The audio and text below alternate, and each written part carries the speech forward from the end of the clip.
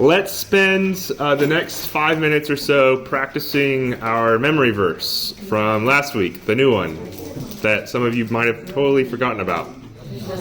So there's extra cards out there if you don't have it. It's Habakkuk 3:17 through 18. So grab a card if you don't have one. Grab somebody that's near you and get practicing. Okay. Let's go ahead and get ready to dive into Micah. Does somebody feel confident enough to do their memory verse in front of everyone here? I try. All right. It's a tongue twister. It's hard for me to, like you say, this the whole sentences. So Yes. please excuse me. If I didn't do it, okay. Though the fig tree should not blossom, nor fruit be on the vines, the produce of the olive fail, and the fields yields no food. The flock be cut off from the fold, and there be no herd in the stalls. Yet I rejoice in the Lord. I take it joy in the God of my salvation. Good job. Yeah. Yes. It's a great verse. It's a great book. I can't wait till we get to it in a few weeks. We have some of the same ideas in Micah, actually. We're looking at impending doom and judgment, and yet there's still this attitude of, like, how should you respond? How are you going to view your God and what He's promised you? So let's go ahead and turn to Micah. James Locke, our stalwart scripture reader, is not here tonight. So I'm going to read, hopefully in the same booming voice, but not quite. I'm going to read chapter 5. Actually, I'm going to try to read all chapter 5, so if y'all want to turn there and follow along, we can get that person plugged in on this reading too. All right, so I'm going to start in verse 2 of chapter 5. But as for you, Bethlehem Ephrathah, too little to be among the clans of Judah, from you one will go forth for me to be ruler in Israel. His goings forth are from everlasting, from the ancient days. Therefore he will give them up until the time when she who is in childbirth has borne a child. Then the remainders of his brothers will return to the sons of Israel, and he will stand and shepherd his flock in the strength of Yahweh, in the majesty of the name of Yahweh his God. And they will remain, because at that time he will be great to the ends of the earth. And this one will be peace. When the Assyrian enters our land, when he treads on our citadels, then we will raise against him 7 shepherds and 8 princes of men. And they will shepherd the land of Assyria with the sword, and the land of Nimrod at its entrances. And he will deliver us from the Assyrian when he enters our land, and when he treads within our borders. Then the remnant of Jacob will be among many peoples, like dew from Yahweh, like showers on vegetation, which do not hope for man or wait for the sons of men. Then the remnant of Jacob will be among the nations, among many peoples, like a lion among the beasts of the forest, like a young lion among flocks of sheep, which, if it passes through, tramples down and tears, and there is none to deliver. Your hand will be raised up against your adversaries, and all your enemies will be cut off. And it will be in that day, declares Yahweh, that I will cut off your horses from among you, and destroy your chariots. And I will cut off the cities of your lands, and pull down your fortifications. And I will cut off sorceries from your hand, and you will have soothsaying no more. And I will cut off your graven images, and your sacred pillars from among you, so that you will no longer worship the work of your hands. And I will uproot your Asherim from among you and eradicate your cities. And I will execute vengeance in anger and wrath on the nations which have not listened. That is the word of the Lord. So this is the Legacy Standard Bible. So I'm a good, solid master's boy, so got to read it. I like it because it has Yahweh in it, it's consistent. The Holman Christian Standard had it, but wasn't as consistent. But it's a little wordy sometimes. So, okay, so tonight we're going to run through the book of Micah. It's 7 chapters, so we're going to have to move a little fast. Next week we're going to be in Nahum, so it's kind of starting to pull together some of these tie-ins that we've had and some of these minor prophets. Micah's doing that for us tonight. But let's go ahead and actually look at verse 1 of Micah, because that gives us a lot of the context and the details that we're going to be seeing as we go through these basic questions for context. So verse 1 of Micah, chapter 1. The word of Yahweh, which came to Micah of Morsheth in the days of Jotham, Ahaz, and Hezekiah, kings of Judah, which he beheld concerning Samaria and Jerusalem. And so, as we start our study tonight, we see that this book is from the prophet Micah, Micah of Morsheth. And he's going to be in the southern kingdom. He's going to be a little bit near Gath, the Gath area. And his name means who is like Yahweh. Or another way of saying it, there's no one else like Yahweh. He stands alone. Which is kind of fitting for how he goes and preaches this message in Micah. Some people think that Micah came from a farming background, or maybe was a farmer himself, because of all of the terminology and the imagery that he uses.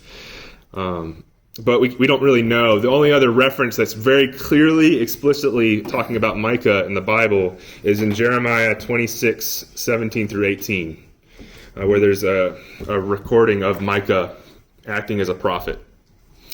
But other than that, there's not really any other clear connections.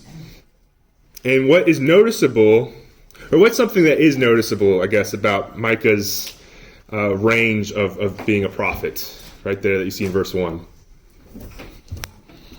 Longevity? Yeah, right? He has longevity in his prophetic career. Those 3 kings reigned over a period of about 63 years. And so, obviously, it's not likely that Micah was a prophet from the entire beginning of Jotham's reign all the way to the end of Hezekiah's reign. We don't know that, but it's over a large time span. And a lot of things happened in that time span, and we're going to talk about that a little bit more as we get into the historical context. But just another thing to note about Micah, and we'll see that some tonight, you probably already saw it as you were reading, he writes in confusing ways. And it's confusing in English, and if you're like me and you don't know Hebrew very well, it's also very confusing in Hebrew. But even the Hebrew scholars really don't know sometimes exactly what he's saying, or who is saying what. As we will go through it, you'll see that the person talking and the person being talked to just kind of jumps back and forth, and there's not a clear heading of who is speaking. And so Micah is a good writer, and some people say that there's like this genius in this abrupt train of thought jumping around, and other people just say that he's crazy and not a very good writer. So we don't know what Micah's skill level was, but it's God's word, and it's what we have, and it's authoritative to us. So we're going to try to dive into that a little bit more. So who is Micah speaking to? Who is his audience? And so, right there at the beginning of verse 1, what does it say? Yeah, Samaria and Jerusalem. But we know that he's only mentioning the kings of Judah, and primarily, as we go through the book of Micah, we'll see that he's basically just only talking about Judah. The only time that you hear about the northern kingdom is right here in chapter 1.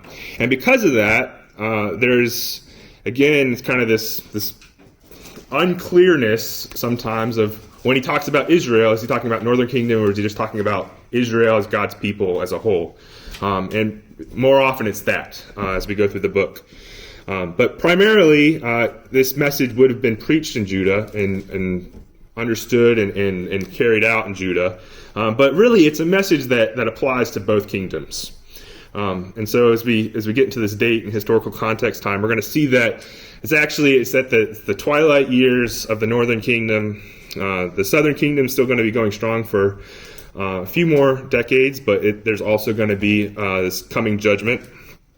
And so, kind of like how Hosea, last week we saw Hosea starts not kind of really mentioning all the other kings that are there in the northern kingdom. It just kind of assumes like they're going downhill, they're a dead man walking, like we know what's happening. That's kind of how Micah is going to treat the northern kingdom here. It's just kind of this assumed destruction is happening, and they know that it's destined to come soon. All right, so the date then. So the prophesied range, the prophecies are within the range of 750 to 686, which is that 63-year window. But most of Micah is probably written in the middle of that time frame. So from the 730s to the 710s.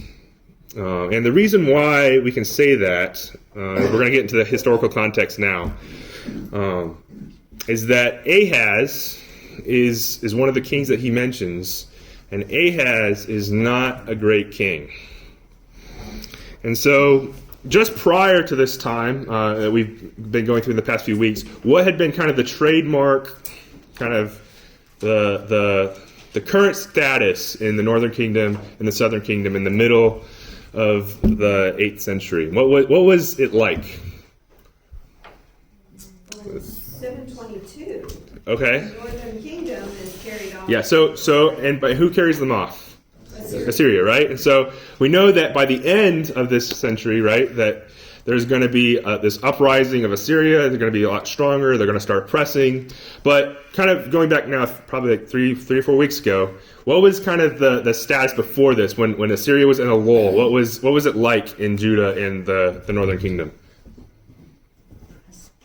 There's more prosperity. There was more wealth. There was stability. There was peace. There weren't all these foreign powers trying to encroach upon Judah or the northern kingdom. But what was the issue? What were multiple prophets getting at? Like during this time of prosperity, what was one of their kind of issues with God's people? Idolatry. Yeah, like there was the prosperity, there was the wealth, there was the blessing, yet their hearts weren't right before God. And they weren't recognizing even God who was providing this peace. And so those long reigns of Jeroboam in the northern kingdom and Uzziah in the southern kingdom kind of allowed for that peace. But as we get out of those reigns into these kings, Jotham, Ahaz, and Hezekiah, we're going to quickly see like this is starting to deteriorate. In the northern kingdom, as we saw in Amos already, this was already the last straw. They'd already gone too far. They had scorned and ignored God's law. They had oppressed one another. They had turned to other nations. And God was very clear, like, you're going to be judged, and there's no hope after this, right? You are going to get swept away in exile. The king line is going to end. And we're even going to tell you that right? Remember that, I think it's Amaziah, the guy who confronts Amos? Amos is like, you are actually going to be judged. Like, this is going to happen to you and your family. And you're going to die in a different land. And so that's 722 when the northern kingdom's carried away. And so this is all happening in the context of Micah. Of that judgment. And so for the southern kingdoms, which is kind of where we're at here, it's not really much better than the northern kingdoms, but it is better. Jotham's actually a good king. He's considered one of the good kings. He helps restore proper worship in Judah. 2 Kings 15:34 says that he did what was right in the eyes of Yahweh, which, I mean, that's a good thing. You want scripture to record that. But the very next verse tells us in 2 Kings 15:35 that he allowed the high places to stay. And what were the high places? Places of idolatry. Yeah, the places of idolatry, right? And so we find out later in 2 Chronicles, talking about the same reign of Jotham, that there was corruptness, that the people were not seeking after God during Jotham's time either. And he's considered a good king. So when we get to Ahaz, who is truly bad, who is one of the worst kings of Judah, this is probably the context that Micah is dealing with. What Micah's talking about probably wasn't happening with Jotham or Hezekiah, because Jotham and Hezekiah did try to at least honor God as rulers and leaders of Judah. Ahaz didn't. 2 Kings 16 and 2 Chronicles 28 talk about his reign. That's 2 Kings 16, 2 Chronicles 28. And there's a lot of details about what Ahaz did wrong. He sacrificed his own children. He created idols. He engaged in false worship. He really walked in the ways of the northern kings in a lot of ways. He turned to Assyria when he needed help instead of turning to Yahweh. He plundered the temple to pay for Assyria to help them. He offered improper worship in the temple in Jerusalem. And yeah, Ahaz was pretty bad. And so what we read in Micah then about the rulers and the leaders and the prophets and all the stuff that's happening, this is probably happening during Ahaz's reign. And so even at the end with Hezekiah coming, and Hezekiah was a good king, and he did destroy the high places, and he did start a right worship again. It was kind of too late in a sense of like what the people had already been doing against God in terms of breaking the covenant. So that's our historical context for Micah. And so the book's main idea is a little tricky to nail down in one sense, because it kind of is abrupt and going all over the place. But I think that really the main idea is that God's people break his covenants, but God remains faithful to his promises. God's people break his covenants, but he remains faithful to his promises. And God's going to list a lot of specific sins that they have broken, a lot of specific ways that they've broken the covenant. But the ultimate point is not what their actions are, but it's what's behind their actions, what their heart is showing about how they see God. And the heart of the covenant is not about keeping laws. It's about this sincere, true relationship with Yahweh, which is something you see very clearly in Leviticus. Like all of these things are to set apart this relationship between God and his people. But as we see in Micah, even when God's people are utterly unfaithful to Yahweh and his covenants, Yahweh still is utterly faithful to his promises. So we're going to see some very big promises that he's faithful to. And God persists in loving his people, in loving the people that turned away from him. And though there's this future judgment, as we see kind of mentioned a few times, there's also a future hope. And we get a lot more details about a specific future hope that a lot of people in Judah would have had. And so that leads us to our main theological point, which really I think is the same idea, is that God is faithful to his people and his promises even when they are unfaithful directly to his face. So God is faithful to his people and his promises even when they are unfaithful directly to his face. And that, for us, should be a blessing. And we should see that clearly in the way that God has been merciful to us through Christ, how he's merciful to us now, even when we sin, how we've been forgiven because of Christ's blood. And it's the one-time payment, the one-time sacrifice, as we see in Hebrews. We don't have to keep making atonement for the sin because God is faithful in even saving his people utterly. But let's go ahead and jump into Micah.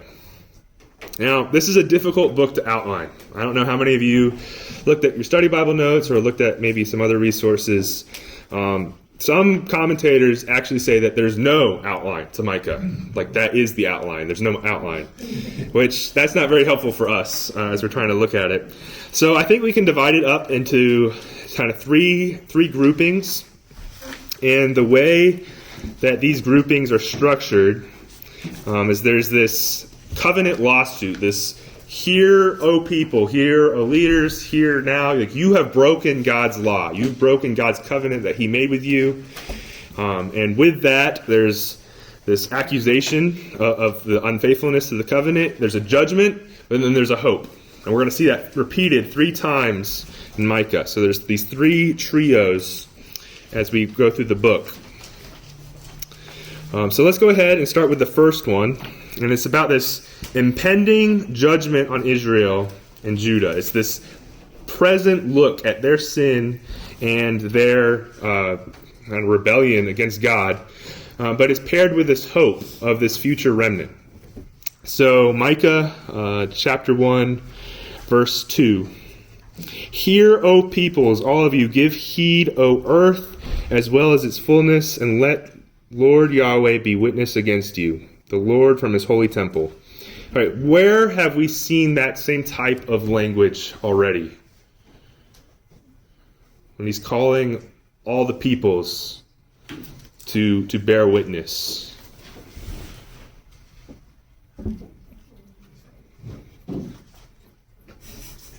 Well, it's not a minor prophet we haven't already covered, or we were going to cover. It's one that we've already covered. He's done this a few times now. He did this in Amos, where God is saying, "Look, I'm going to call the nations to witness my covenant with you and how you've broken it. I'm going to call the nations to see my judgment against you. I'm actually even going to call creation to look at you and see this happening." And he did that in Amos. He's going to do that here. I believe he did that in part in Hosea. And so that's what he's doing. He's saying, "Look, O peoples." He's not even saying, "Look, Israel," or "Look, Judah," or "Look, just my people." He's saying, "Everybody, look at what I'm about to do.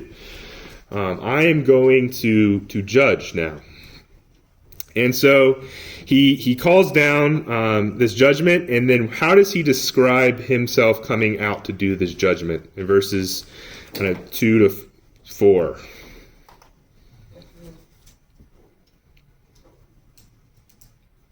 Is this like a nice casual stroll through the Garden of Eden with God in his presence?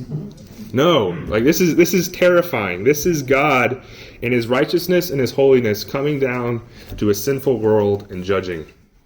And so this is what it looks like. The mountains will melt under him. The valleys will split. I mean, it's a terrifying scene, and that's intentional. God is trying to show exactly what his wrath is going to look like in judgment. And if God truly does descend, right, like even right now, this is what it would look like before him. And so what is God's motivation for judgment in verse 5? What is he judging specifically?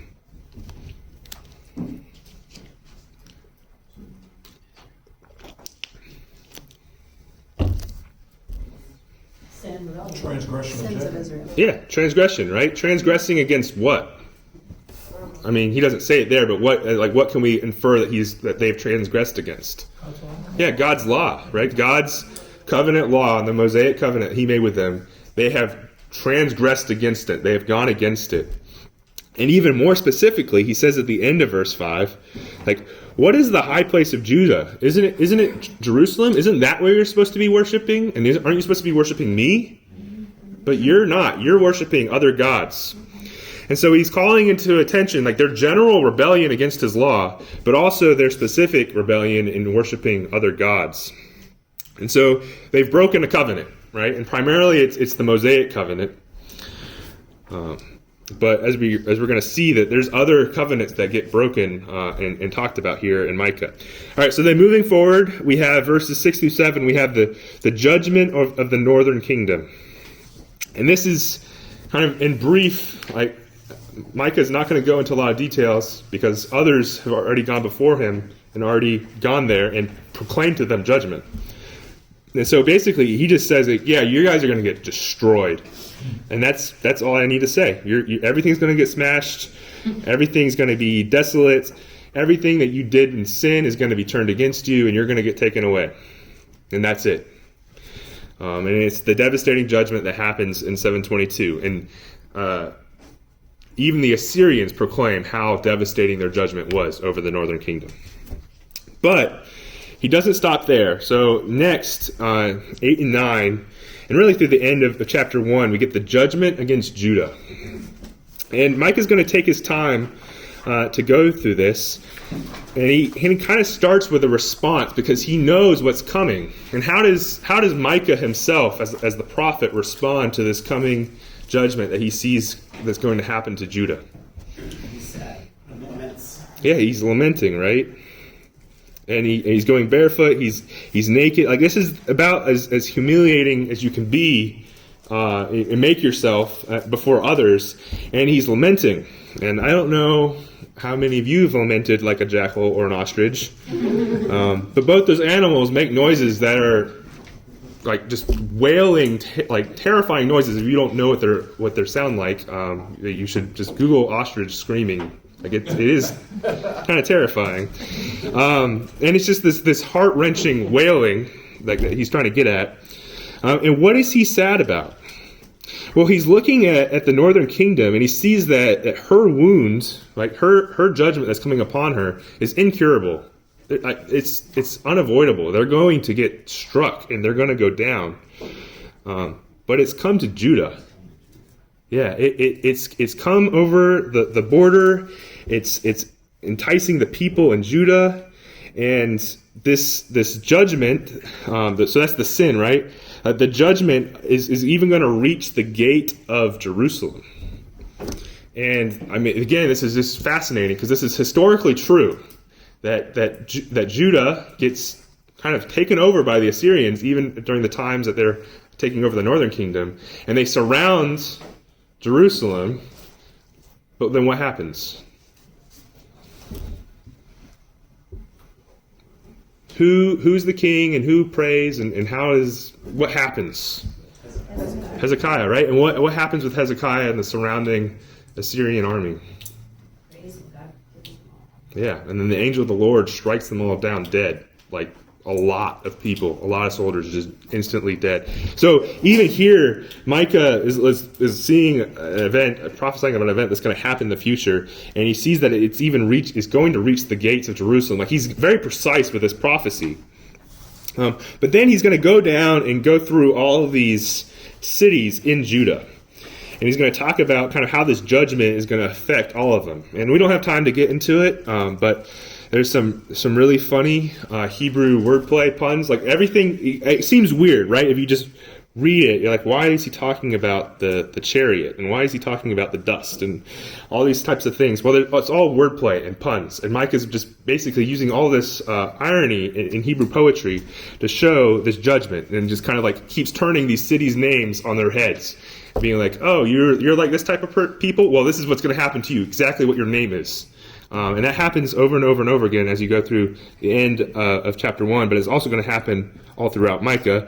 But since none of us are Hebrew readers, we really miss out. So, I'm sorry. And you can't really capture it in English because it just doesn't work. But the point is that Judah is going to get judged, and it's not going to be good. It's going to be deadly and harsh and going to be in a way that's going to make the people question their God and question why is this happening, and we'll see that as we get into chapters 3 and 4. But one thing that we're going to have to grapple with, and I guess we can get to it in a little bit, is that the book of Micah centers around the Mosaic covenant being broken at the beginning, but also focuses on another covenant, a very important covenant to God's people that was made between David and God, right? The Davidic covenant. And we're going to start to see instances and even like brief glimpses of that covenant getting kind of brought to the surface, brought to the mind, so that when we get to it later, it's not so shocking. It should be expected. And it's even in some of these puns, which we don't have time to get into. We don't have time to get into it. So never mind. But I just want you to know that as Micah wants you to read through 8 through 16, that he's expecting you to start seeing, like, hey, there's some little glimpses of this Davidic covenant that's going to get talked about and brought up later. So let's move to chapter 2. Chapter 2 is this woe, and it's denouncing the sins that Judah has been committing. It's denouncing these sins of oppression. And it's really God's reason for his judgment. And so you see right there at the beginning of chapter 2, you have these injustices that are being done, and these people that are passionate about their sin. They're not just accidentally doing it; they're loving it, and they're planning it out, and they're devising schemes to sin more and to grab more. And a lot of this centers around the desire to oppress and rob from one another, which is, I mean, as an Israelite and as a Jew, in this land that God has given you, like, all you're doing is you're taking from God when you're taking from somebody else, because this has all been a gift from God anyways. And they don't even realize that. So it kind of ends there at verse 2. They oppress a man in his house and a man in his inheritance. And who ultimately gave it to him? Well, it's God. And so in all their planning and scheming, God's got a plan, and God's got a plan that he's going to execute as well. And so he plans out and plots a judgment, and he says, I'm going to turn this against you.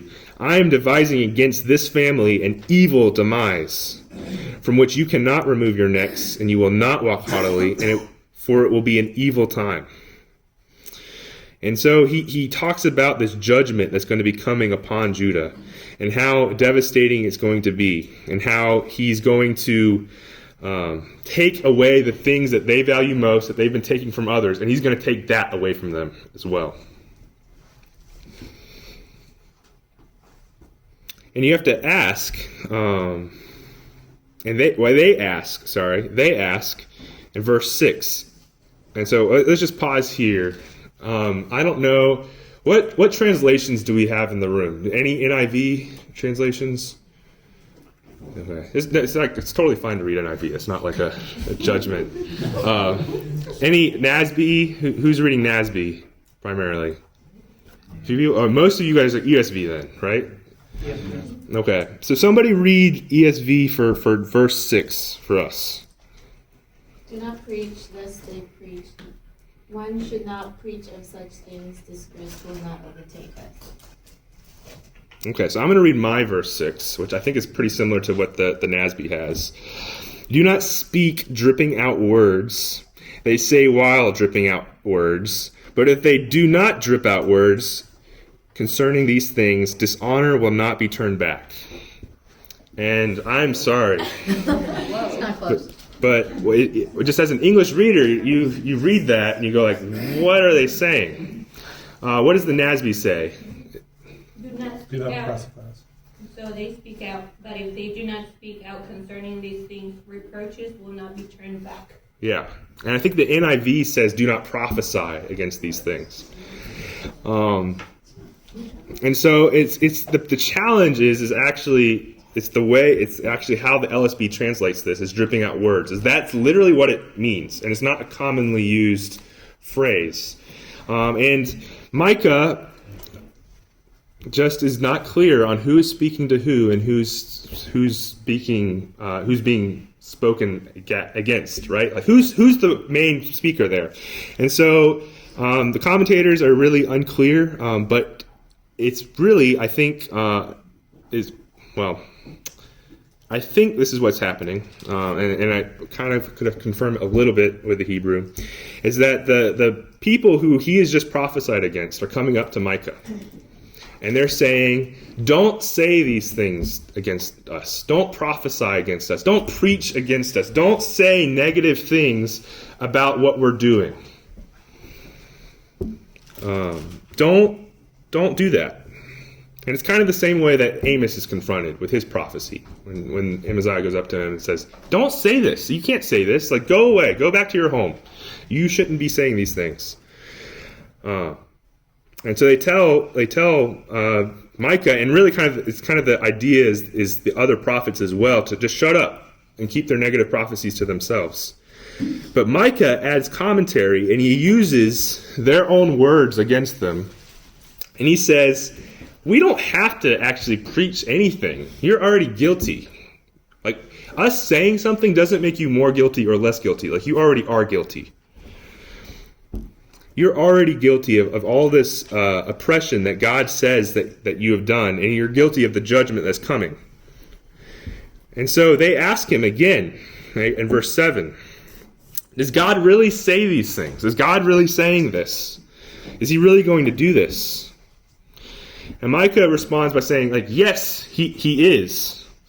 And if you would have abided by the covenant that God has made with you, then God's words to you would be a good thing. But you're not abiding by them, and so they're a bad thing to you. They're a curse. It's a blessing. It's not a blessing. It's a curse. And so this is kind of the condemnation that's placed upon Judah, and that they have rejected God's law, and because of that, God's words and God's actions, instead of being a blessing to his people, are going to be a curse upon his people in judgment.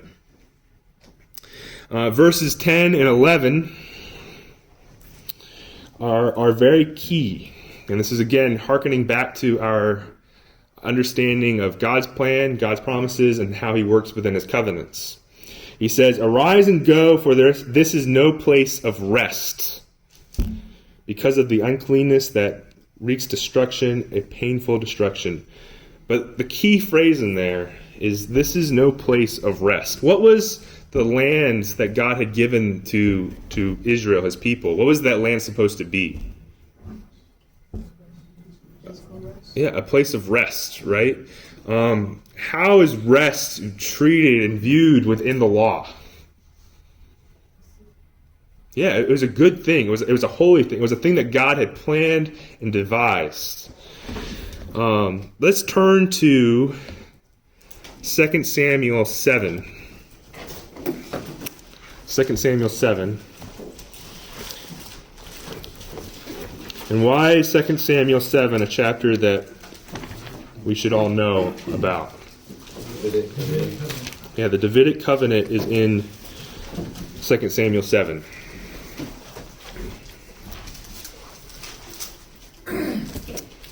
And so this is Yahweh's covenant with David, and this is him establishing this future line. And I think actually we'll just read the whole thing, and we'll pause at the important places.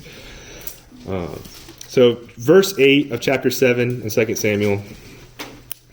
So now you shall say to my servant David, thus says Yahweh of hosts, I myself took you from the pasture, from following the sheep, to be ruler over my people Israel. And I have been with you wherever you have gone, and have cut off all your enemies from before you, and I will make you a great name, like the name of the great men who are on the earth. And I will appoint a place for my people Israel, and will plant them, that they may dwell in their own place and not be disturbed again. And the unrighteous will not afflict them any more as formerly, even from the day that I commanded judges to be over my people Israel, and I will give you rest from all your enemies. Yahweh also declares to you that Yahweh will make a house for you. When your days are fulfilled and you lie down with your fathers, I will raise up one of your seed after you, who will come forth from your own body, and I will establish his kingdom. He shall build a house for my name, and I will establish the throne of his kingdom forever. I will be a father to him, and he will be a son to me. When he commits iniquity, I will reprove him with the rod of men and the strike from the sons of men. But my loving kindness shall not be removed from him, as I removed it from Saul, whom I removed it from before you. And your house and your kingdom shall endure before me forever, and your throne shall be established forever. According to all the words and according to all this vision, so Nathan spoke to David. So, going back to verse 11, he says, I will give you rest from all your enemies. Now, as we go back to Micah, and we see there in verse 10 of Micah chapter 2, that for this is no place of rest. What does that imply and mean about the Davidic covenant? It's kind of implying that, hey, this Davidic covenant about this land, about this kingdom, like that's not actually going to happen. Right? It's like seemingly like it's going to end. It's like it's getting broken here. Like this isn't going to be a place for rest anymore. This is going to be a place of no rest. And so as the people in Judah are hearing Micah's message, they're starting to see these things where like, we know God has said this, and Micah, you're saying something else. You're saying that like this isn't going to happen. This is not a good thing. We're not going to have rest. So what does this mean? Like, how is there any hope for us then if God's going to not be faithful to his promises? Well, this is why Micah, I think, interjects into the narrative and the kind of the structure of the book to throw in this assurance in verses 12 and 13. Because there's this question of like, oh no, what has happened to our king? What has happened to these promises that you've made with us? And so this is why we have 12 and 13, we have this remnant promise, this restoration promise, this future for God's people. And so in the face of all this judgment, God makes a terrific promise. There's still hope. God will gather his remnant. I will surely assemble all of you, Jacob. I will surely gather the remnant of Israel, and I'll put them together like sheep in the fold, like a flock in the midst of its pasture. They will be noisy with men. Another way of saying that is like, there's going to be a multitude of people, and you're just going to hear them. There's going to be so many people. And then verse 13, which, I mean, again, it's just odd things that Micah likes to say. What's he talking about here? The breaker goes up before them. They break out and pass through the gate and go out by it. So who is the breaker? The breaker is the person that's going to be their leader. He's going to pull out his people and bring them behind him and say, these are my people. Like these are my sheep. I have grabbed them from where they're at, and I am bringing them to their new fold, their new land. And then it ends with this. So their king goes on before them, and Yahweh at their head.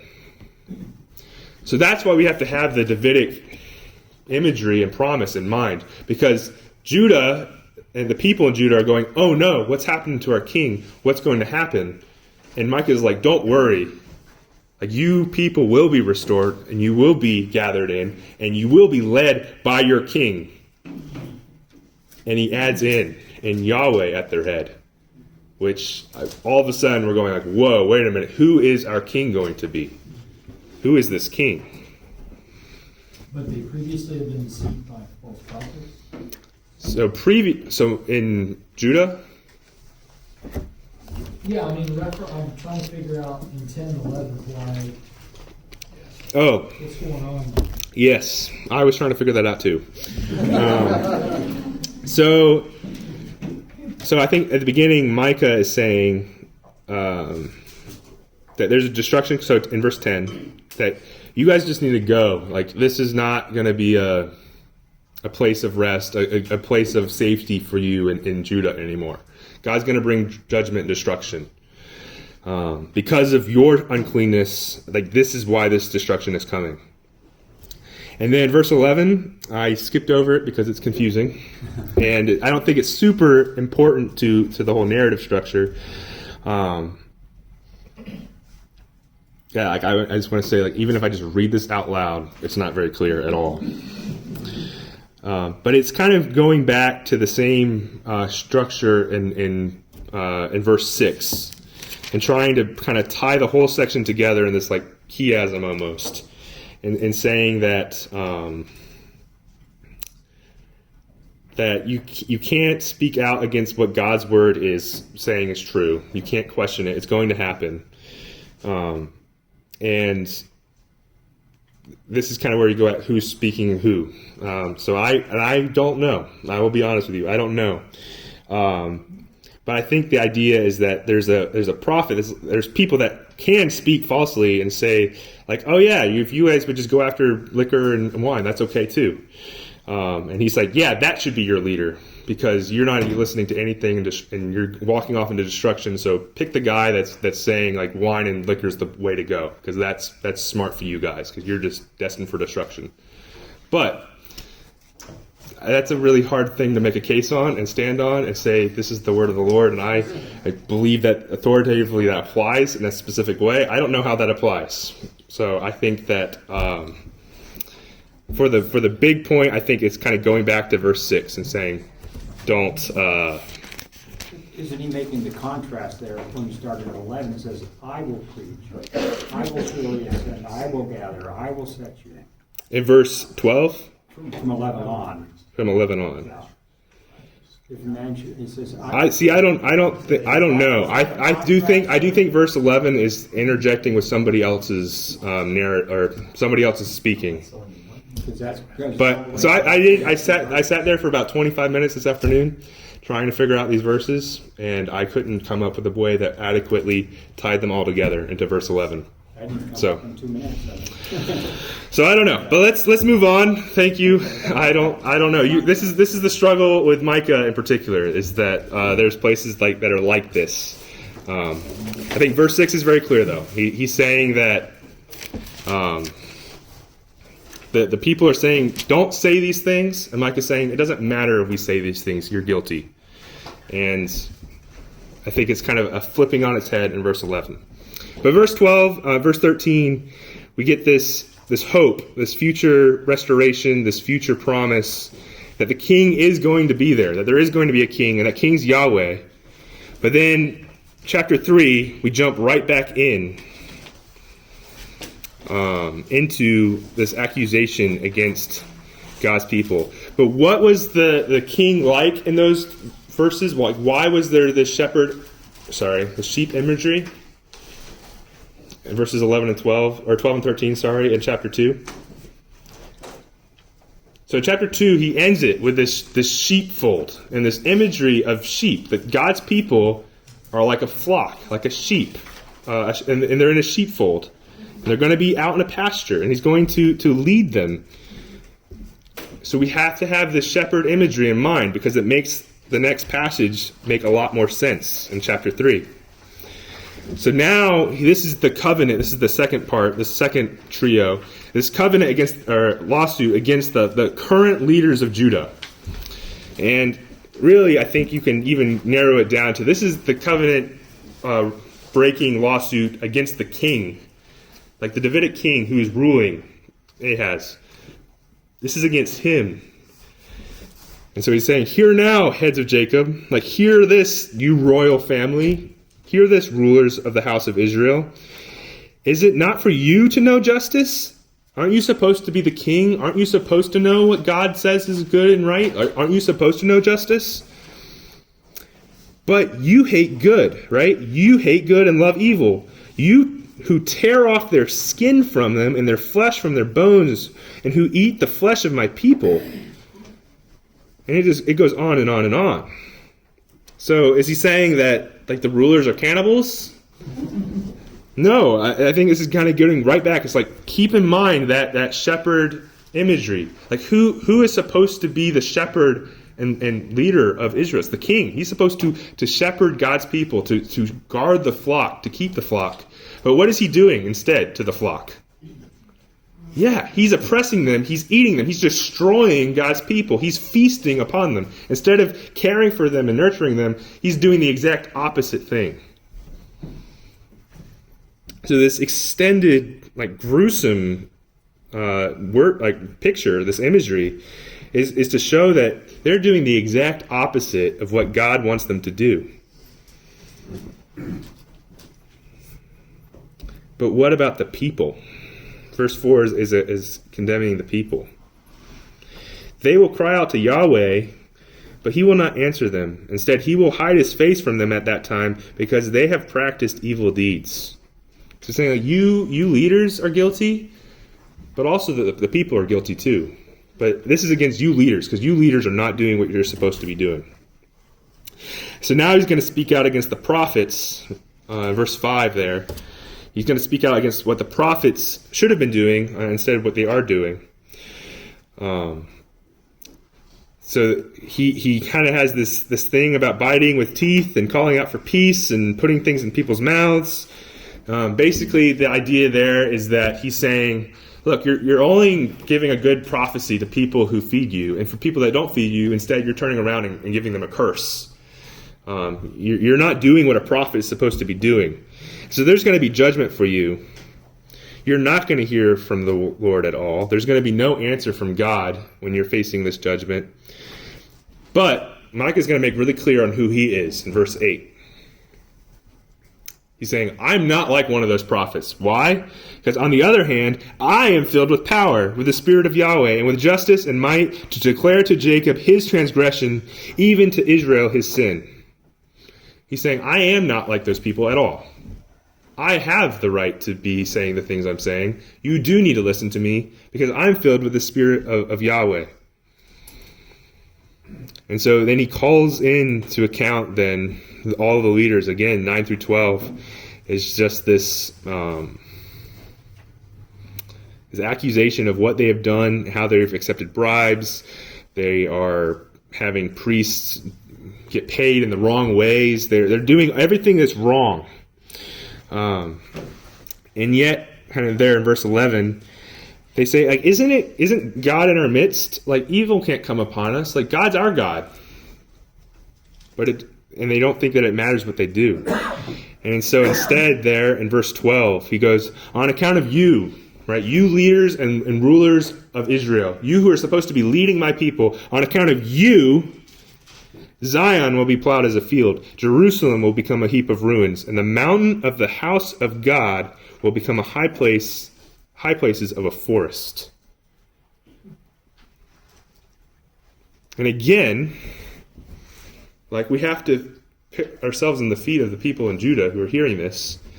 Like, that does not sound good, right? If you're saying that Jerusalem's going to be a heap, what does that imply about our king who's supposed to be reigning from Jerusalem?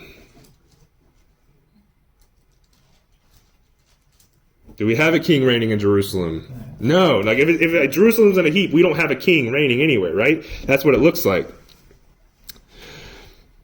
And so we're all asking then, and that kind of that promised devastation there in verse 12. Like, okay, then what's our hope? You keep swinging us back and forth, Micah. Like, tell us what's happening. Like, do we have any hope? Like, what's going to happen? And that's where we get to chapter 4. So chapter 4, we have this future kingdom and a future king. And we have hope for this future peace and future restoration of all the things that Micah's saying are going to go away.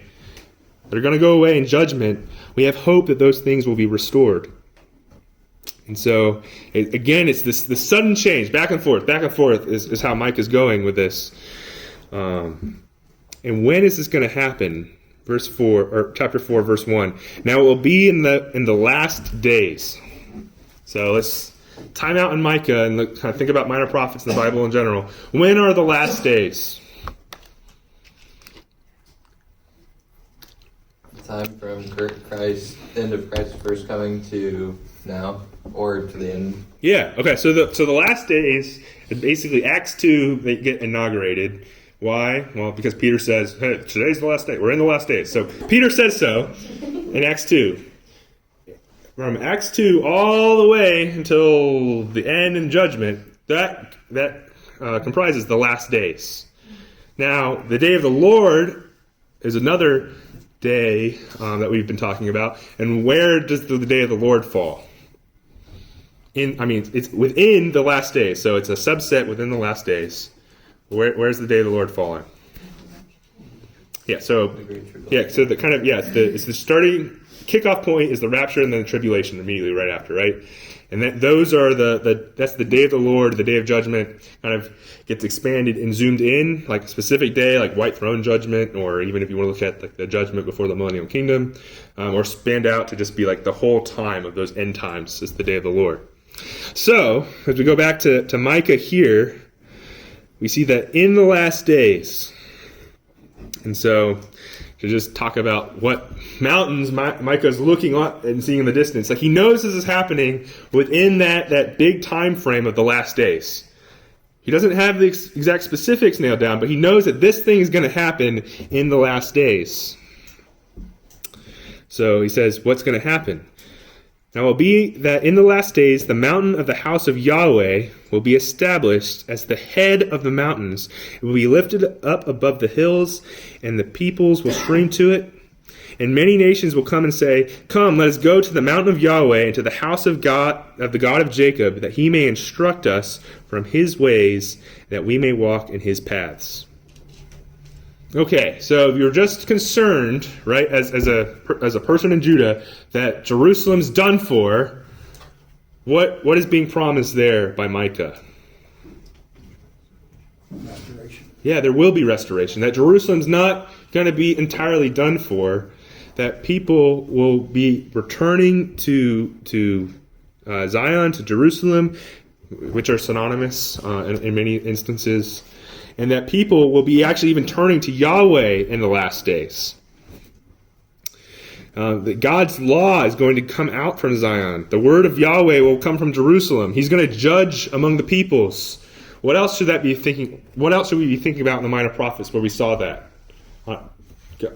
Mountain, going up to the mountain, being judged, judging the nations.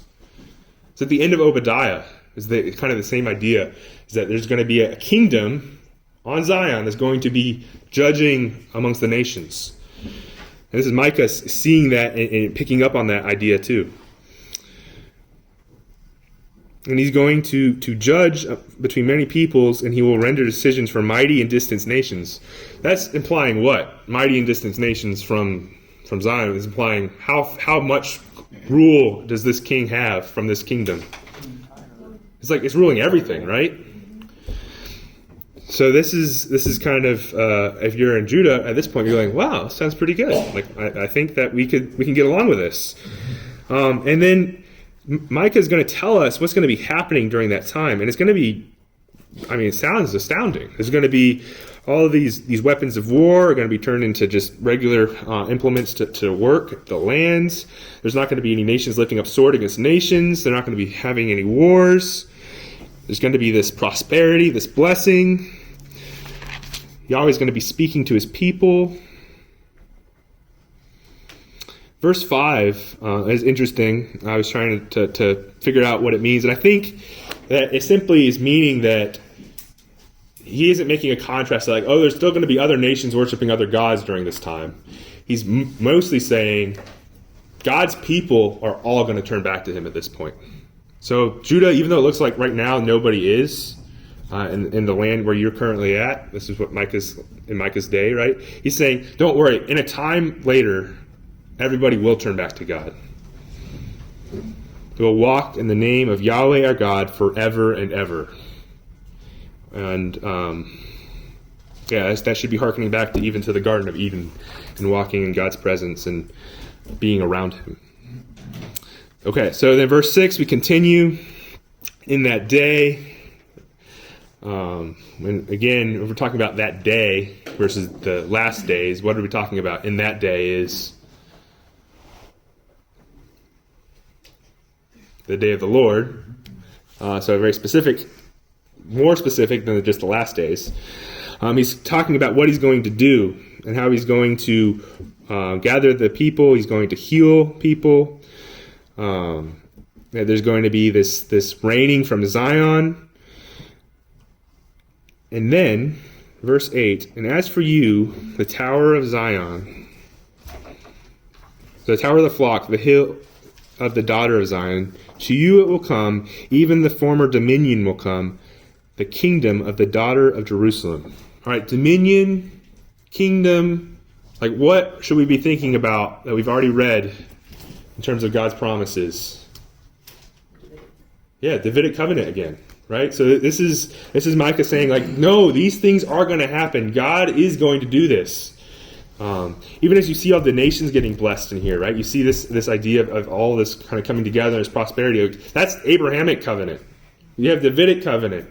We have faithfulness to God's word, right? We know the Mosaic covenant's fulfilled in Christ, but like all these covenants are like culminating here in this time, in this day, and these promises are getting answered and fulfilled.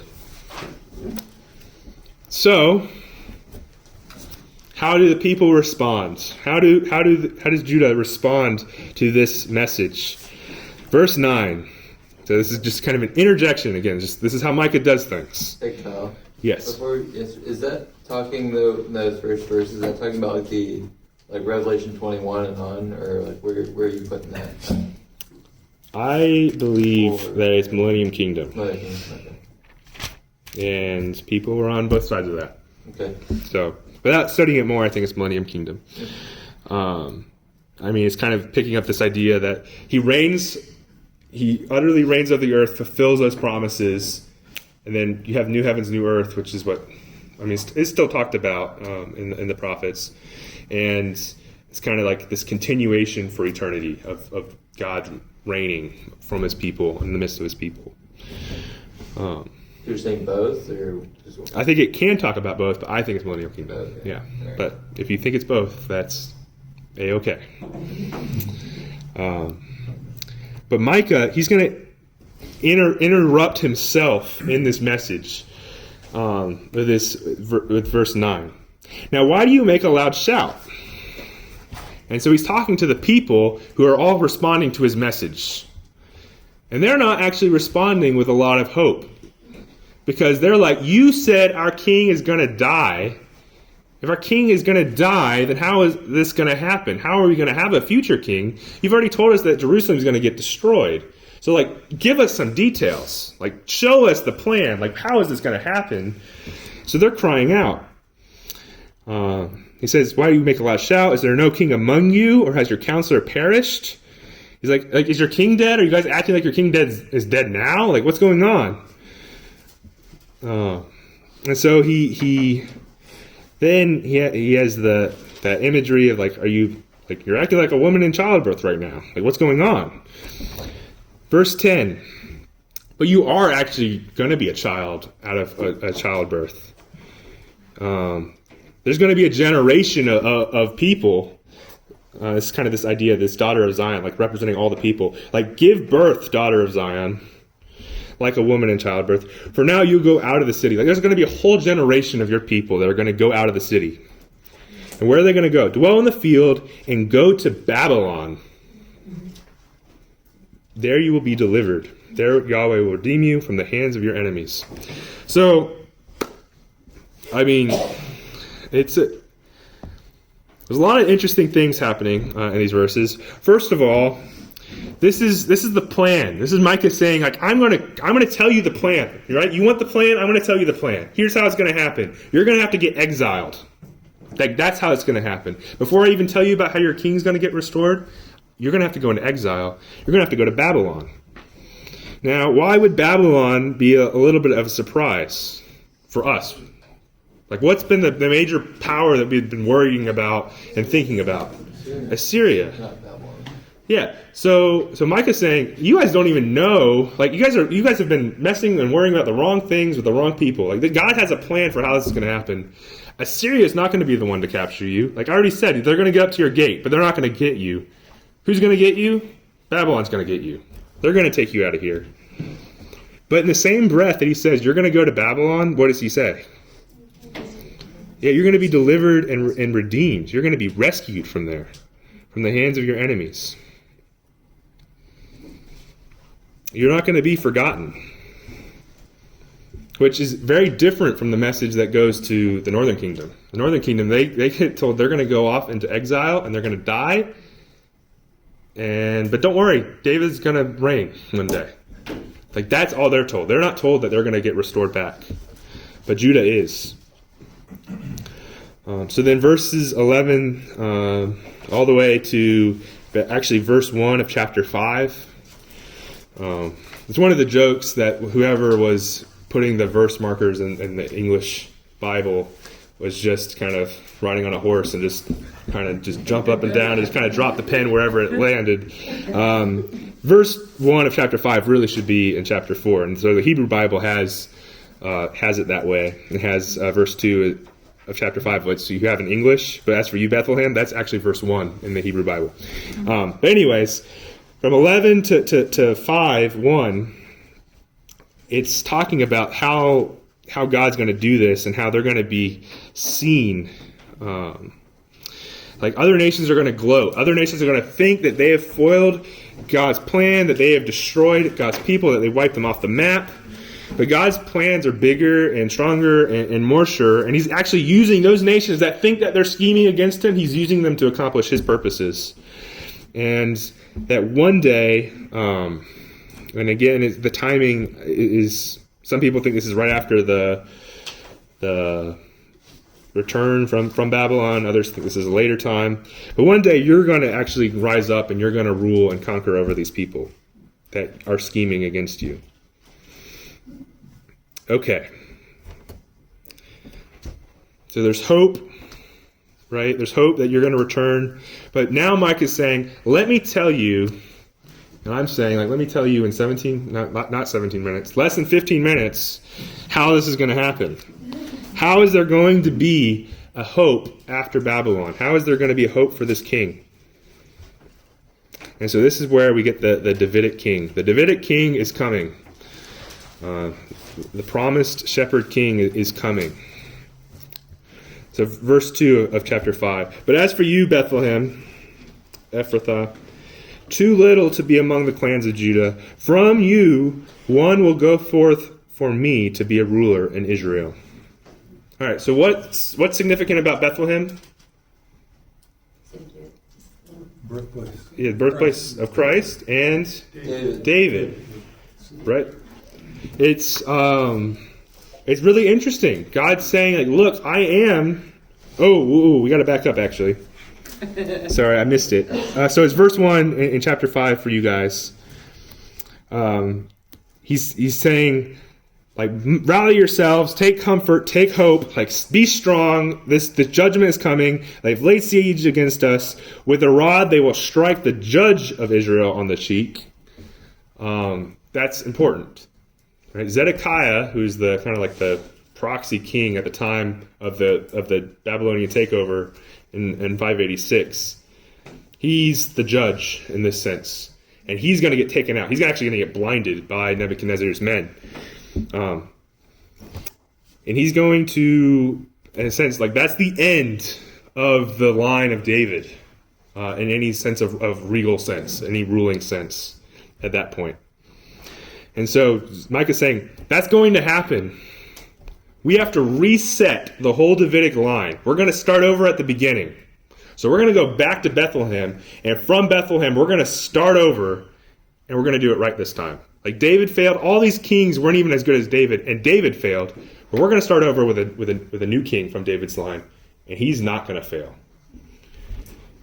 He's going to be a ruler for me in Israel.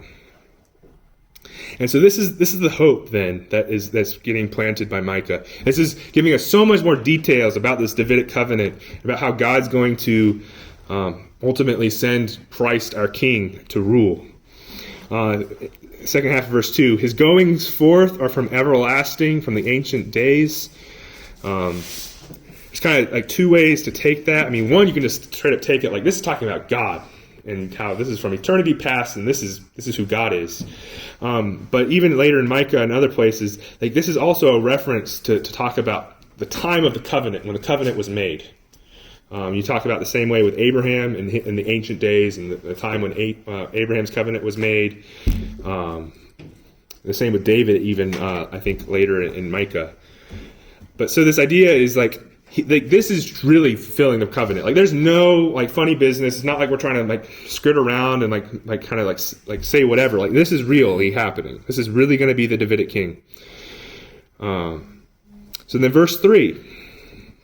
Verse 3 is, again, we're trying to figure out who is he talking about and who's talking. So it's God. This is Micah talking about what God's going to do. Therefore, God will give up his people until the time. Give them up. Give up his people. When she who is in childbirth has borne a child, then the remainder of his brothers will return to the sons of Israel. So he's saying, like, you are going to be kind of lost and desolate until this king comes. Like, after Zedekiah struck down, after your judges struck down, and there seems to be no hope, like, there's going to be no hope for a while until this king is born, until he comes. And so I'm going to give you guys up for a time. But this king is coming. And then he will return the sons of Israel. He will stand and shepherd his flock. All the ways that the rulers in Micah's day had destroyed God's flock, this ruler isn't. He's gonna shepherd them the right way. He's gonna do it in the strength of Yahweh, in the majesty of the name of Yahweh his God.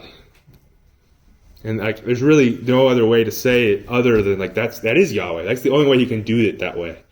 He's going to be doing those things, and they will remain because at that time he will be great to the ends of the earth, and this one will be peace.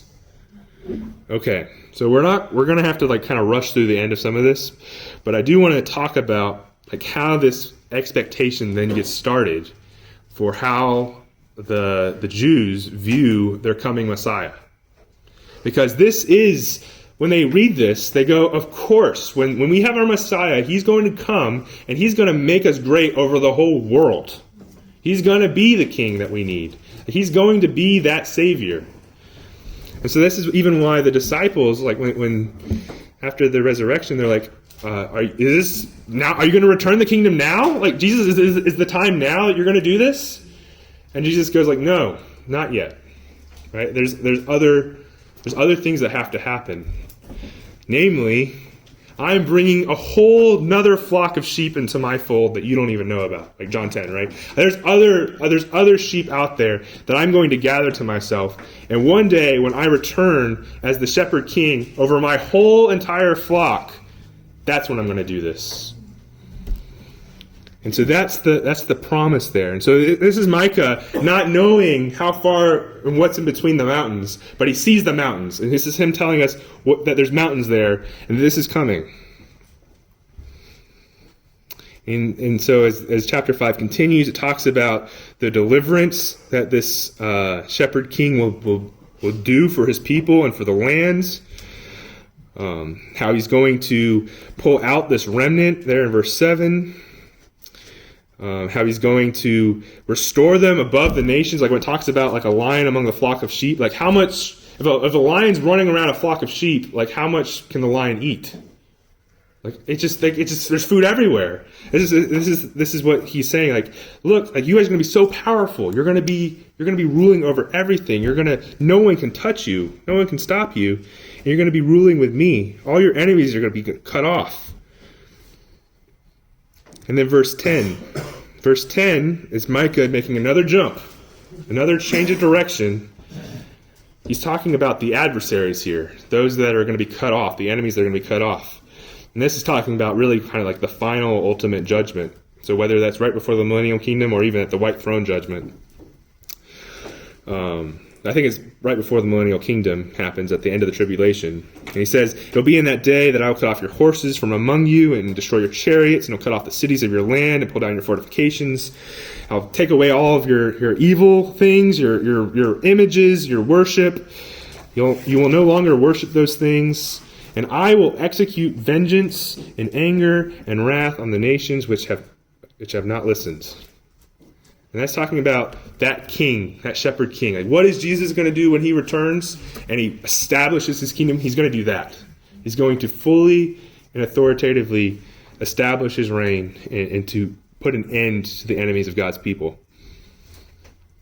So then, right, you think like, oh, well, that's great. Like, then what's the deal, Micah? What else do we have to do? So in 5 minutes, we're going to talk about 2 chapters. Chapter 6, then, Micah's going to jump right back into it.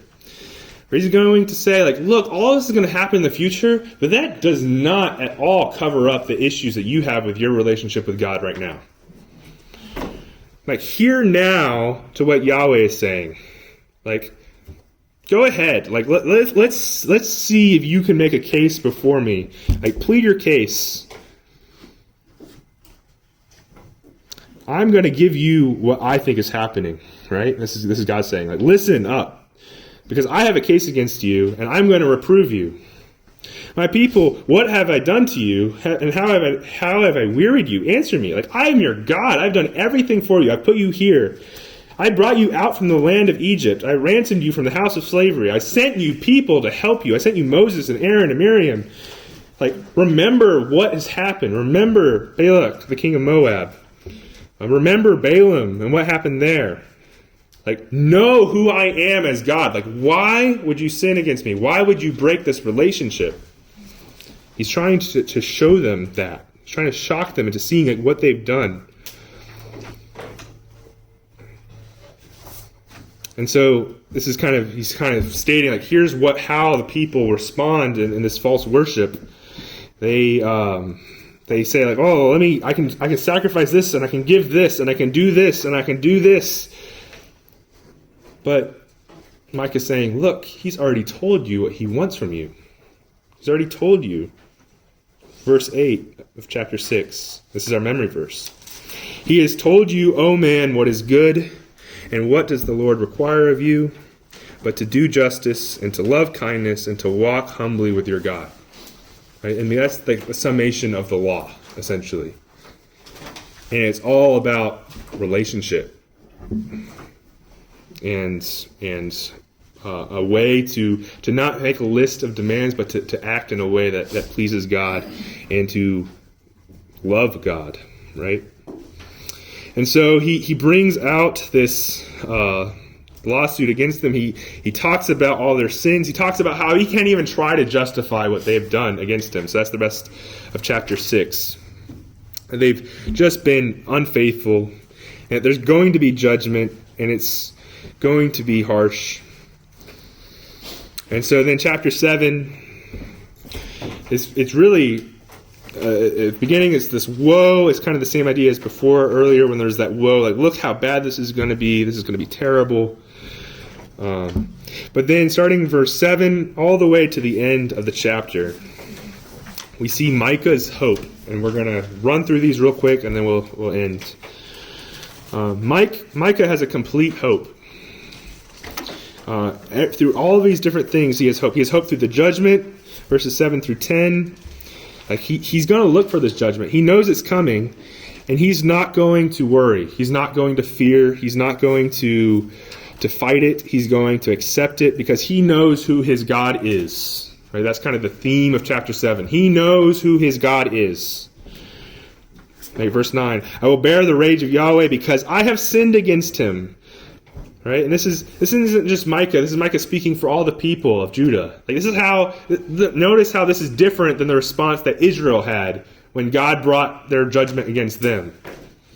Right? They, at least in part, will turn to Yahweh. Like, they do that even during Hezekiah's time. They do that even when they're taken away into captivity. They try, some of them do turn to Yahweh. So I will bear the rage of Yahweh because I've sinned against him, till he pleads my case and does justice for me, and he will bring me out to the light, and I will see his righteousness. So he has hope and restoration, that God will restore him back, that there will be a future restoration, that God's land will be established again, that the kingdom will be there. He's kind of reiterating what he's already talked about with this Davidic promise. But 14 through 17 is just really cool. And we don't have time to talk about it, but it's really cool. He has hope in his shepherd. Like, he has hope in Christ. This is Micah talking about, like, he sees who this shepherd is going to be, and he has hope because he knows what this shepherd will do. He's going to rule over them. He's going to bring them into lands of plenty. He's going to feed them in abundance. He's going to show wondrous deeds, and everybody's going to be put to shame and turn to him. And he's going to be Yahweh God over all the nations. He's going to be a judge. And then 18 through 20, I'll have to end here.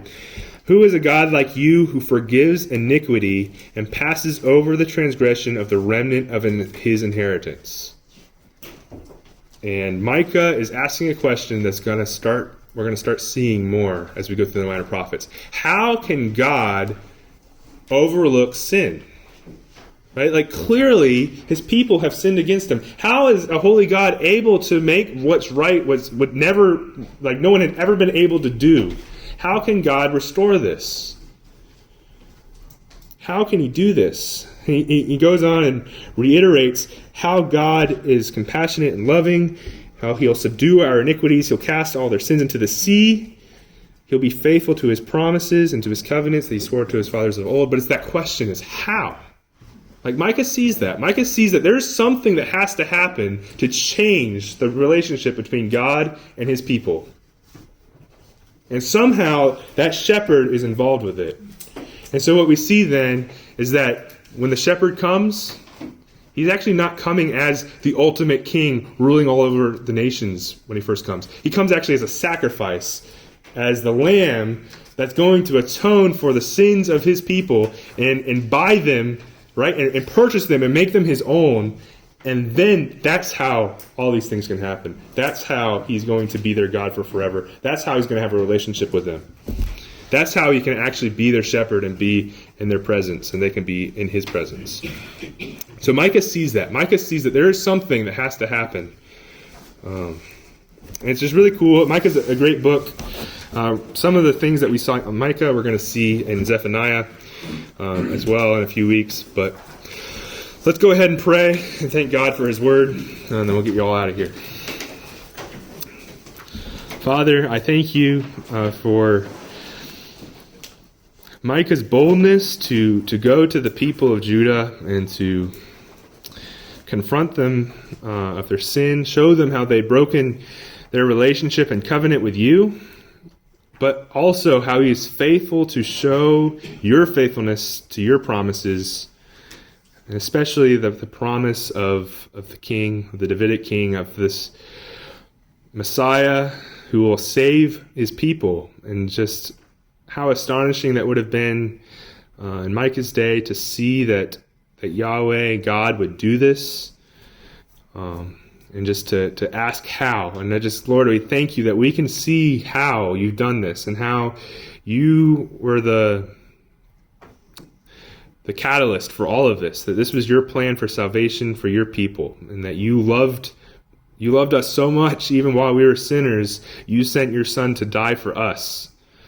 The shepherd dying for the sheep so that we can be restored to you. So we thank you for that gospel news, God. We thank you that we can have a restored relationship with you. We look forward to seeing your promises fulfilled.